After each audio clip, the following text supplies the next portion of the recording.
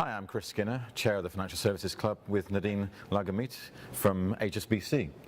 Nadine, tell me a little bit around how you see the landscape right now for cash payments and some of the key headline trends you've seen last year, things that are changing.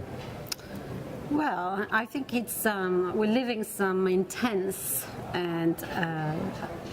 time right now, and as I will be speaking this afternoon about the paradox we all have to manage in this business, there's some really exciting things happening around the volumes, the economy, although they are, challenged depending the part of the world. But within HSBC, really focus on merging in the south corridors. So there's a lot of activity, positive activity going on. On the other hand, being in financial institution side of the business versus the corporate side of the business, there's clearly a lot of heavy lifting around understanding and translating what the implications are going to be to our business today and to our client business around regulation, remittance, mobile money, and also people. I do think that the industry is challenged with leadership pipeline gap, and we do need to look at that too. A leadership pipeline gap, what do you mean by that? Well, I think post-crisis, this industry, payment, cash management, trade, all of the transaction banking has been really parked for a while in terms of recruitment. And suddenly, after 2 years of quiet time, a lot of people are recruiting the same people. And there's a lot of motion in the industry which creates a bit of slowness in initiative, which I think is a challenge. And that's what I mean.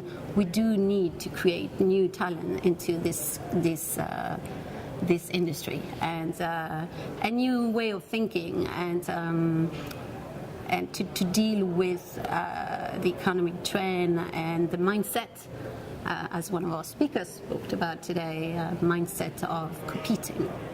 Yeah, I mean, it's quite interesting because you're referencing that there's some turbulence of change between remittances, regulations, mobile, yes, and then a lack of potential new leadership or new blood coming in. That's right. Is that because it's not an attractive area to work, or? Yes, I think I'm trying to be a little bit provocative here. I'll be doing a bit of that this afternoon in challenging our banks look at the FI sector versus the corporate sector in an organization, and how the return, how is it measured, how do we compete, who gets the investment, how we define that. And I do sense through my many friends in the industry that we all seem to have a bit of that evolution to give a rebirth to this business.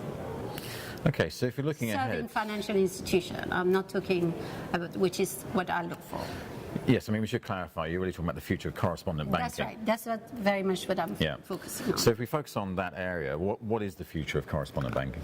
Well, as I say, it's about collaboration for better competition. I have never seen as much activity outside the plain vanilla. Every day, twice a day, 3 times a day, we have conversation about collaboration and competition without the word reciprocity, which is I welcome big time. And I do think that's where we do need the reinvention and the collaboration. I believe the world is too big for one single provider, and I am talking about the World Locals Bank here. And I think it's great to really investigate what partnership mean. I won't use the term outsourcing this afternoon because I think it's passé. I think we need to look at virtual solution in a digital world. So yes, we are moving into an uncertain time, which is going to require a little bit of a new thinking and daring around this industry. We seem to forget that I think the crisis has made all of us very cautious about intraday liquidity, measuring everything, but at the end of the day, we're still a bank, and our business is still taking risk, and I think we do need to think about are we balancing this right. And finally, I guess you didn't mention one thing that normally comes up when we talk about interbank dealings and Yeah. correspondent banking standards. You Yeah. know, the ability to have interoperability. I hate that word, but it comes up all the time. Do you see that that's still a big issue, or is that being overcome?